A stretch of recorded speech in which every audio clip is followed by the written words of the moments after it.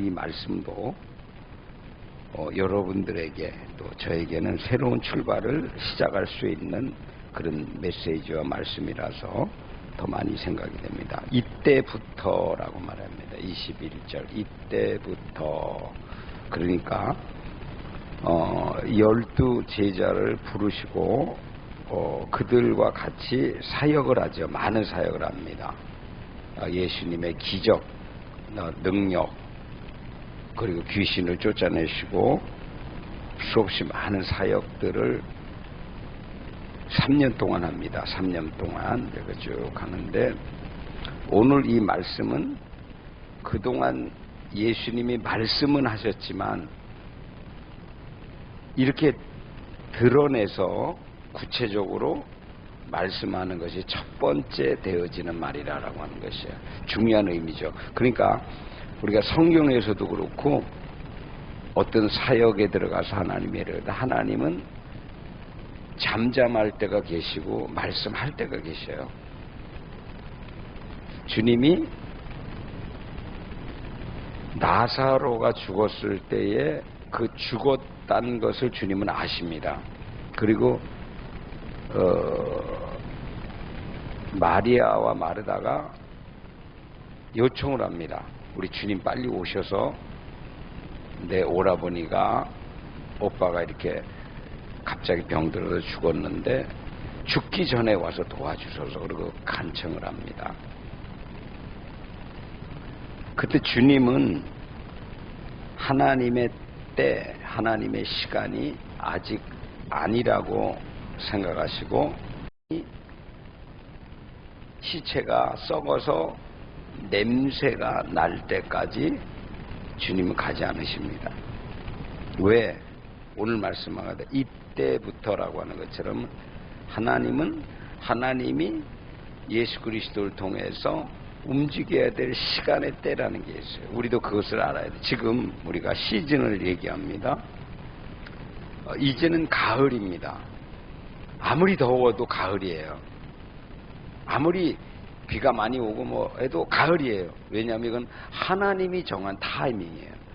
하나님이 정한 시즌이에요. 그리고 더 아주 깊이 말하면 열매가 언제 익느냐, 이전에도 익을 수 있어요. 그러나 가을이 돼서 추수할 때가 돼서 지금부터 시작해서 이제 추석이 되고 전후로 해서 이때에 햇빛을 얼만큼 받느냐에 따라서 열매가 익느냐 안 익느냐가 결정이 돼요. 단맛이 나느냐 안 나느냐 결정돼요. 이게 사과가 크다고 해서, 열매가 크다고 해서 맛있는 건 아니에요. 반드시 하나님의 때에, 하나님의 시간에 하나님의 주시는 아주 그 뜨거운 태양빛을 받아야만 열매가 있고 성숙한 과일이 되는 거예요. 오늘 말씀을 이때부터라는 말과 연결되는 말이 비로소라는 말이야. 이때부터 비로소 나타내시니라. 이게 계시의 올바른 뜻과 계시의 정확한 해석이에요. 주님이 말씀해지지 않는 한, 성령께서 역사하지 않는 한 그 모든 것은 다 인간의 역사예요. 제가 이제 유튜브를 많은 목사님들 이렇게 많이 이제 참조를 하기 위해서 이렇게 볼 때 보게 되면 대부분의 목사님들이, 저도 마찬가지로 그 안에 포함돼요. 저도 마찬가지로 포함돼서 목사님들이 일생 동안 목회하면서 그 목사님들이 받았던 신학적인 내용들이 있어요. 더 쉽게 얘기하게 되면 주님이 다시 오시는데 뭐 전천년설이다, 후천년설이다, 무천년설이다, 뭐 어떤 사람은 뭐 어떻게 들림을 받고 뭐 안 받고, 이 모든 것들은 다 뭐냐 하면 다 신학적인 이론들이에요. 성경에는 무천년 없고 전천년 없고 후천년 없어요. 그냥 주님이 오신다는 것만 있는 거예요. 재림이라는 게 있는 거예요. 주님이 어떻게 신학적으로 따라서 오시지 않아요. 더 중요한 것은 하나님이 어떻게 합니까? 하나님이 신학적인 이론에 따라서 사람을 구별해서 구원시키지 않습니다. 모든 사람은 다 믿으면 구원받습니다. 오직 한 가지예요. 믿으면 구원, 믿지 않으면 구원 못 받아요. 근데 오늘 이 말씀은 예수님이 제자들을 이렇게 3년 동안 가르치면서 오늘 이 말씀을 말씀하지 않았다는 거예요. 이때까지 구체적으로.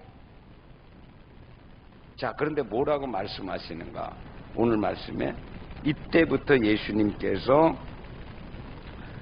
예수님이 고난 당하실 것을 구체적으로 말씀하셨다는 거예요. 이미 읽었으니까 또 말씀드리지 않을게요.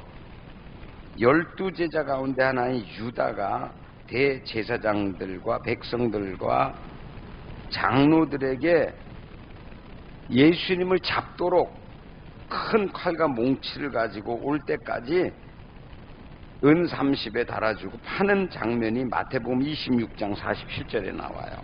이건 예언의 말씀대로 되어지는 것이죠. 또 모든 제사장들과 장로들이 예수를 죽이고 어떻게 하면 잡아갈까 모의하는 것이 마태복음 27장 1절에 나와요. 유대 총독 본디오 빌라도에게 예수를 고발했어요. 그래서 선동하고 유대인들이 예수가 왕이 되려고 한다고 거짓말을 씌워서 그를 고소하는 게 마태복음 27장 12절에 나와요. 그리고 인자가 구름 타고 오리라고 하니까 신성 못 오겠다고 마태복음 26장 64절에 말해요. 그리고 나서 예수님의 얼굴에 침을 뱉고 주먹으로 치고 때리고 온갖 모욕을 다하고 십자가 지게 하는 게 마태복음 26장 67절에 나와요. 무슨 말입니까? 우리 주님이 지금 이때 말한 것은 그냥 단순히 제자들에게 야 이런 일이 있을 것이라고 예언하고 그치는 것이 아니라 조금만 있으면 실질적으로 그들에게 말씀했던 일들이 그대로 일어날 것이라는 것을 확신하게 알려주기 위해서 이 말을 말한 거예요. 다시 말씀드리지만 고난은 실제지 그렇게 될 것이다 라고 예언하고 끝나는 게 아니에요. 지금도 여러분 잘 알지만 모로코라고 하는 곳에 지진이 일어났어요. 그래서 지금 2,000명 이상이 죽었다고 하는 그런 소식을 듣죠. 우리 뭐 몇백 명 먹어도 막 난리가 나는데 2,000명. 그런데 10년 전 언젠가 정확하게 모르지만 모로코에 지진이 일어서 1만 명 이상이 죽었습니다. 그 도시가 완전히 폐허가 됐습니다. 이것이 역사의 현실이고 되어지는 일이에요. 우크라이나에서는 지금 전쟁이 일어나서 매일매일 적군이나 러시아나 우크라이나 사람들이 전쟁으로 인해서 그 젊은 병사들이 하루에 300명 이상이 죽어가고 있어요.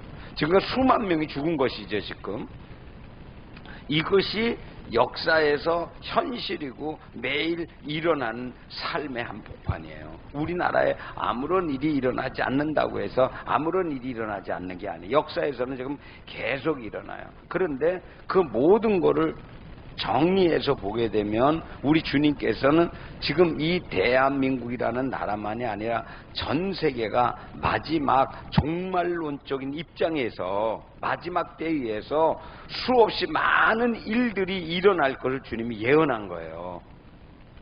카나다의 불이 지금 꺼지지 않았습니다. 지금 우리가 아름답다고 하는 하와이가 섬 하나가 전체가 다 불이 나서 수없이 많은 사람들이 1,000명 이상이 죽었다는데 아직도 신안을 알 수 없어요. 여러 가지의 재앙들이 이 땅에서는 계속 일어나요. 그 이유는 뭐냐? 우리 주님은 이 땅에 분명히 말하기를 너희가 이 땅에서 파라다이스를 건설하고 인간들이 과학적으로 문화적으로 해서 뭔가 좋은 세상을 꿈꾸지만 앞으로 오는 세상은 그렇게 낭만적이고 살만한 것이고 좋은 것이 되지 않아요. 전쟁이라는 것이 일어나고 기근이 일어나고 그리고 우리가 2년 동안 있었지만 알지 못할 코로나나 전염병에 의해서 고난과 고통을 막하는 이것을 잊어서는 안 되는 거예요. 고난은 있어요. 고난이 없는 거야 피해갈 수 없어요. 근데 이 고난이 무엇을 위한 고난인가, 누구를 위한 고난인가를 생각해야 돼요. 이것은 우리를 위한 고난입니다. 우리를 위하여 십자가 지시는, 세상을 구원하기 위한 십자가 지시는 거예요. 그러니까 우리가 이 말씀을 생각하면서 이 땅에 어떤 고난과 핍박과 역경과 어려움이 올 때에 단지 그것을 고난이라는 차원에서만 이해하면 답이 없어요. 다시 말씀드릴게요. 우리가 고난당한 것이 올 때, 어떤 어려움이 올 때 그 고난과 어려움을 넘어 하나님의 뜻이 뭔가를 생각해야 돼요. 그거를 통해서 하나님이 나타내실 일이 뭔가를 항상 생각해야지, 고난과 있으면 우리는 피할 길이 없는 거예요. 더 이상 해결이 없는 거예요. 항상. 십자가와 부활을 말하면서 여러분, 십자가 없는 영광은 없습니다. 십자가를 지고 나야 영광이라는 게 생겨요. 그래서 그 다음 말씀이 이제 주님이 말씀하는 놀라운, 뭐라 그러 말합니까? 예수님을 따라만 다녀서 되는 게 아니에요. 열심히 교회를 봉사해서만 되는 게 아니에요. 열심히 기도만 많이 해서 되는 게 아니에요. 전도만 열심히 해서 되는 게 아니에요. 그거보다 더 큰 것이 있다는 걸 알아야 돼요. 그게 뭔가? 22절, 베드로가 예수를 붙들고 항변하여 이르되 주여 그리 마옵소서, 이 일이 결코 주님에게 미치지 아니하리라. 여러분, 이런 결단, 이런 예수님 앞을 막아설 수 있는 그 담대함, 수제자가 아니면 절대 그렇게 못하죠. 그런데 이런 막아섬이 베드로에게는 인간적으로 그 열정, 인간적인 열정이에요. 하나님께로부터 온 열정 아닙니다. 다음에 하는 말씀이 너는 나를 넘어지게 하는 자로다. 지금 베드로가 하는 일이 하나님을 돕려고 하는 것이 아니라, 교회를 돕는 것이 아니라 하나님의 일을 무너지게 하고 예수님을 무너지게 하는 일에 동참하는 거예요. 지금 사단아 무너져, 넌 나를 넘어지게 하는 자라. 그 다음에 주님이 참된 주님의 따름이 무엇인가를 정확하게 가르쳐 줍니다. 뭐라고 말씀합니까? 누구든지 나를 따라오려거든 자기를 부인하고, 지금 베드로는 자기를 부인하는 것이 아니라 자기를 주장하는 거죠. 자기 생각을 의지하는 거죠. 자기 뜻을 관철시키려는 거죠. 그게 아니란 말이에요. 그런 것을 다 버리고 다 포기하고 주님이 말씀하면 제가 순종, 이 마음을 가지고 있어요. 자기를 부인하고, 그 다음에 더 중요한 게 뭐예요?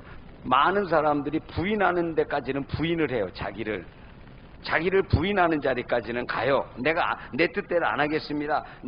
그렇지만 그 다음에는 건 자기 십자가를 지는 거예요. 자기 십자가. 그러니까 이것은 예수님을 따르는 자가, 하나님이, 주님이 나에게 너는 어떤 사명을 가졌다, 어떤 일을 해야 된다고 하는 부르심만 받아서 되는 것이 아니라, 부르심을 받고 나서 주님 앞에 인격적으로 주님 내가 어떻게 살아가야 됩니까? 무엇을 해야 됩니까? 라고 말할 때에 오늘 말씀한 것처럼 베드로야 사단아 물러가라. 너는 말이야 그거 네 일이 아니다. 그렇게 하지 말아라. 라는 말을 듣듯이 내가 따름에 있어서도 내 뜻과 내 생각과 내 계획이 아니라 주님이 뭐라고 하시는지를 듣고 따를 수 있는 자리까지 나가야 되는 거예요. 그래서 베드로야 넌 그게 아니고 네 사명을 잘. 베드로의 사명은 뭐 나중에 거꾸로 달려서 죽지 않습니까?